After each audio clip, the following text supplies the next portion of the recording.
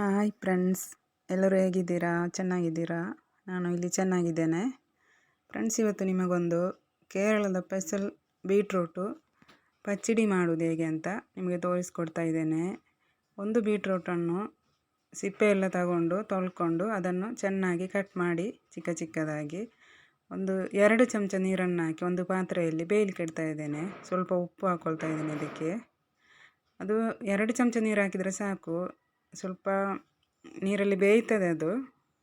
ಮತ್ತು ಅದಕ್ಕೆ ಅರ್ಧ ಕಪ್ಪು ತೆಂಗಿನಕಾಯಿ ತುರಿಯನ್ನು ಹುಡಿ ಮಾಡ್ಕೊಳ್ತಾ ಇದ್ದೇನೆ. ಅದಕ್ಕೆ ಒಂದು ಹಸಿಮೆಣಸಿನಕಾಯಿ, ಒಂದು ಸ್ವಲ್ಪ ಶುಂಠಿ, ಅದೇ ಥರ ಸ್ವಲ್ಪ ಜೀರಿಗೆ ಮತ್ತು ಒಂದು ಸ್ವಲ್ಪ ಕರಿಬೇವು ಹಾಕ್ಕೊಂಡು ಹುಡಿ ಮಾಡ್ಕೊಳ್ತಾ ಇದ್ದೇನೆ.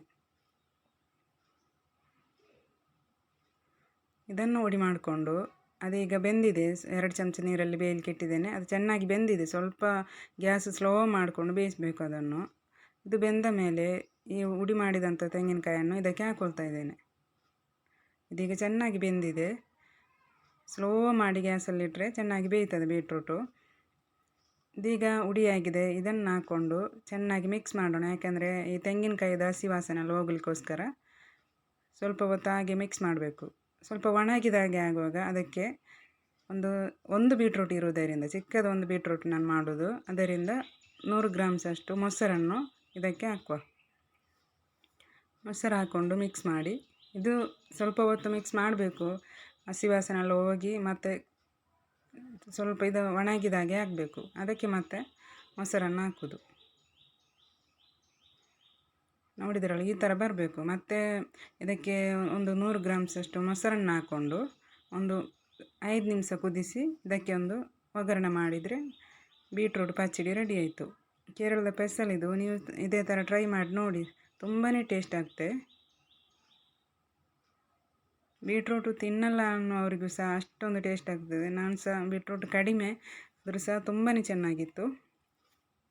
ತುಂಬಾ ಟೇಸ್ಟಾಗಿರುವಂಥ ಬೀಟ್ರೂಟ್ ಪಚ್ಚಡಿ, ಕೇರಳದ ಸದ್ಯ ಸ್ಪೆಷಲ್ ಬೀಟ್ರೂಟ್ ಪಚ್ಚಡಿ ರೆಡಿ ಆಯಿತು. ಇದೇ ಥರ ನೀವು ಟ್ರೈ ಮಾಡಿ ನೋಡಿ, ಹೇಗಿದೆ ಅಂತ ನನಗೆ ಕಮೆಂಟ್ ಮಾಡಿ ತಿಳಿಸಿ.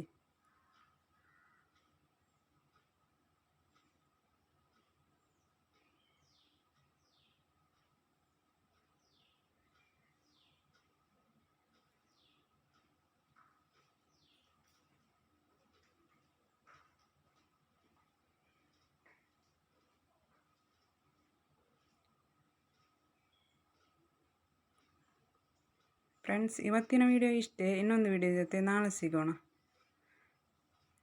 ಓಕೆ ಫ್ರೆಂಡ್ಸ್, ಬಾಯ್.